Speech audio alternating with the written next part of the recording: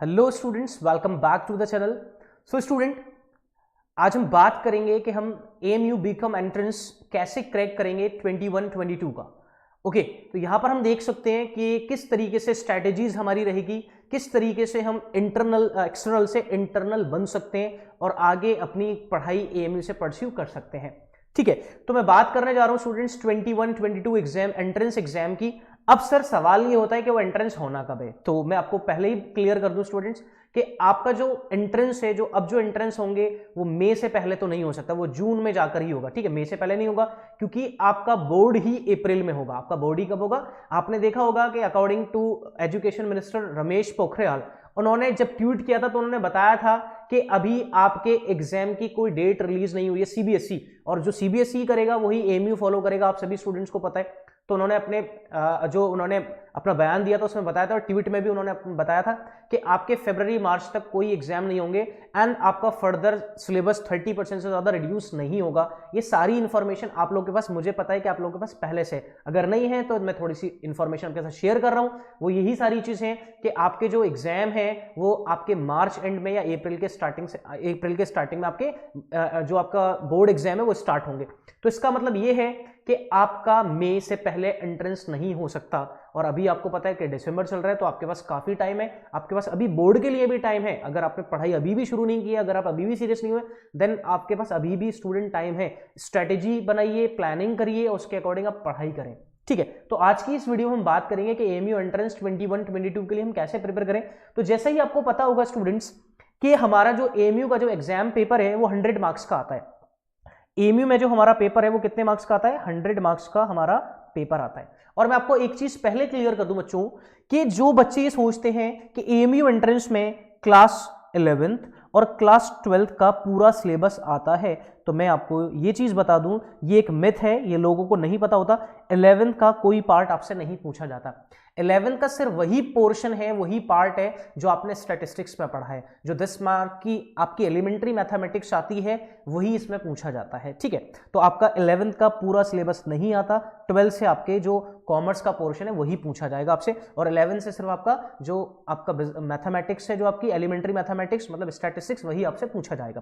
तो हम exam paper की बात करें तो एग्जाम पेपर होता है students 100 marks and total there are 100 number of questions. Total questions कितने होते हैं? 100 क्वेश्चंस होते हैं। Okay, each question carrying 1 mark.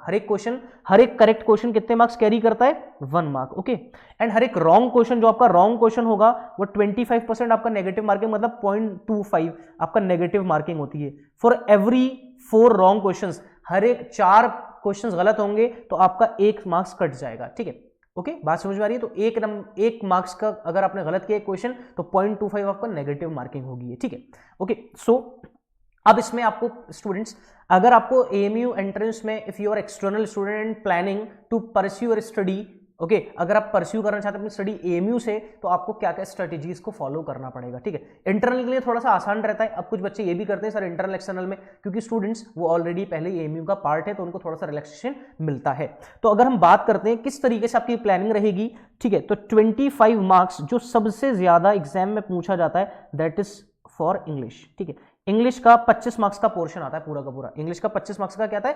पूरा का पूरा पोर्शन आएगा इंग्लिश का। अब इंग्लिश में क्या क्या होता है आपका? टेंसेस होते हैं, ठीक है, कॉम्प्रिहेंशंस होते हैं, एंटोनिम्स होते हैं, सिनोनिम्स होते हैं, वर्ड फ्रेज, ये सारी चीजें आपसे पूछी जाती हैं। तो एक बेसिक इंग्लिश होती है, ठीक है, जिसको आपको आना ही चाहिए स्टूडेंट। तो अगर आपकी कमांड, अगर आप अच्छे से इंग्लिश को करते हैं तो आपके चांसेस, अगर मैं बात करता हूं, अगर इंग्लिश में कोई बच्चा 25 में से 15 क्वेश्चंस करेक्ट करके आता है तो उसके चांसेस 90% बढ़ जाते हैं। 90% उसके चांसेस बढ़ जाते हैं एडमिशन होने के। ठीक है, क्योंकि अगर आप एक्सटर्नल स्टूडेंट भी हैं तो आपको बस 50+ स्कोर करना है। अगर आप 15 मार्क्स इंग्लिश में लेकर आते हैं तो ये बहुत अच्छी बात है, क्योंकि आपको सिर्फ 35 रेस्ट ऑफ द सब्जेक्ट्स में क्या करना है? स्कोर करना है। Okay, I hope are you getting my point. उसके बाद हमारे पास जो 20 मार्क्स का पोर्शन रहता है बच्चों, वो हमारा अकाउंटेंसी, आपका फेवरेट सब्जेक्ट। ओके, आप सभी का 11th 12th में, सर कैसी बात कर रहे हैं आप, है ना? तो अकाउंटेंसी आपका 20 मार्क्स का। तो अगर आपने अकाउंटेंसी अच्छे से पढ़ी है, बेसिक कॉन्सेप्ट्स अगर आपको पता है, बेसिक चीजें आपको आती है, मैं एडवांस लेवल की बात नहीं कर रहा, देन आप इजीली बात कर रहा हूं, देन आप इसमें स्कोर कर सकते हो 14 to 15 marks. 14 to 15 easily score कर सकते हैं। अगर हम देखें तो 30 मार्क्स तो आपके अभी ऐसे ही हो गए, ठीक है। उसके बाद 15 मार्क्स, ओहो आपका एक और फेवरेट सब्जेक्ट, हाँ सर ये तो था बिजनेस स्टडीज, सर ये तो सही करें आप, ये हमारा फेवरेट सब्जेक्ट था, ठीक है, यह फेवरेट सब्जेक्ट है, था क्या है, ठीक है, 15 मार्क्स। अब मैं अगर इसमें से बात करूं तो आप 10 से 12 क्वेश्चंस इजीली इसमें से सिक्योर कर सकते हैं, ठीक है, 10 से 12 नंबर आप इजीली यहां से ले लेंगे। उसके बाद हर एक पोर्शन आपका 10-10 मार्क्स का बचता है, ठीक है, 10 मार्क्स की आपकी इकोनॉमिक्स। अब बात करते हैं सर इकोनॉमिक्स में क्या पूछा जाएगा, सर माइक्रो मैक्रो आएगी या इंडियन और मैक्रो आएगी। तो मैं आपको क्लियर कर दूं बच्चों, अभी ये कोई ऑफिशियल नोटिस नहीं है, अभी कोई सिलेबस नहीं आया है कि एक्चुअल सिलेबस क्या होगा इकोनॉमिक्स का, ठीक है, लेकिन मोस्ट प्रोबेबली 99% आपको, क्योंकि अब इंडियन इकोनॉमी और आपसे मैक्रो इकोनॉमिक्स आपसे पूछा जाएगा इकोनॉमिक्स के 10 नंबर के पोर्शन में, ठीक है, क्योंकि पहले माइक्रो पूछा जाता था, हो सकता है उसको एलिमिनेट कर दें, ऑफिशियल जैसे आएगा तो मैं आपको इन्फॉर्म कर दूंगा, ठीक है। उसके बाद 10 नंबर का हमारे पास आता है रीजनिंग, बहुत ही सिंपल, आप पूरे 10 में से 10 भी स्कोर कर सकते हो। तो अगर मैं बात करूं इकोनॉमिक्स में तो आप 6 to 7 आराम से इजीली कर सकते हो, रीजनिंग में आप 7 to 8 इजीली कर सकते हो, ठीक है, रीजनिंग।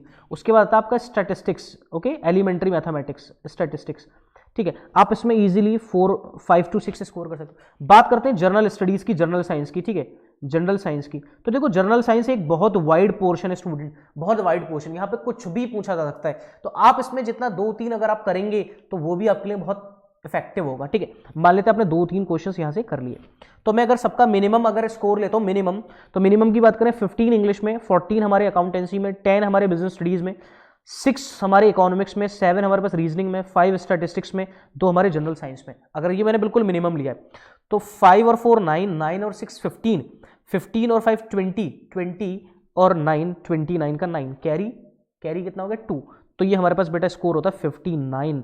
और 59 जिस बच्चे ने भी स्कोर कर लिया, अगर वो एक्सटर्नल ही है, कोई और कोटा नहीं है, एक्सटर्नल ही है, ओके, ना तो सीए, कोई कोटे की जरूरत नहीं है, आप सिलेक्टेड लिस्ट पे होगे बच्चों, आप सिलेक्ट, ये बिल्कुल मैंने मिनिमम आपको समझाया है, एक मिनिमम चीज बताई है। अब क्या क्या आता है वो मैं आपको बता दूं। अकाउंटेंसी में आपका टोटल पूरा 12th का जो सिलेबस है, तीनों बुक्स आपकी, एनपीओ पूरा पार्टनरशिप आपका, उसके बाद कंपनी अकाउंट्स, उसके बाद एनालिसिस ऑफ फाइनेंशियल स्टेटमेंट्स, ये आपका सिलेबस में है, ठीक है।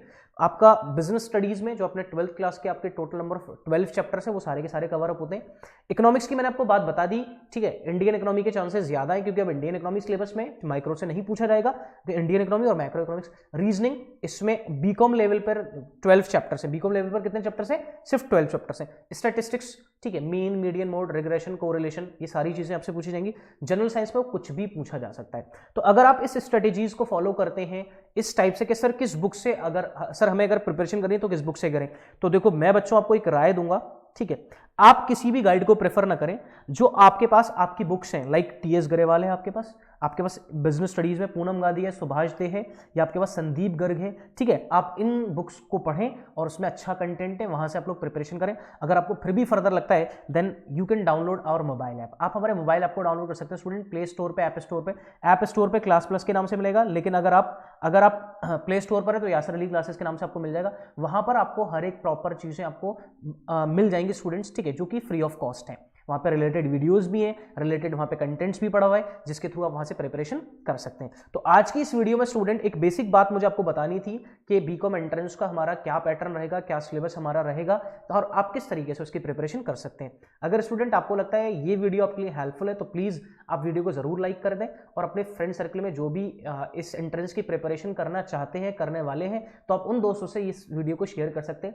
और अगर अभी तक हमारे चैनल को सब्सक्राइब नहीं किया तो चैनल को सब्सक्राइब कर लें और पास ही बेल आइकन को प्रेस कर लें, ताकि आपके बीकॉम एंट्रेंस से रिलेटेड या एकेडमिक्स या और चीज़ों से रिलेटेड कोई भी अगर हमारे पास इन्फो होगी तो सबसे पहले आपको मिलेगी। Okay students, thank you, thanks for watching.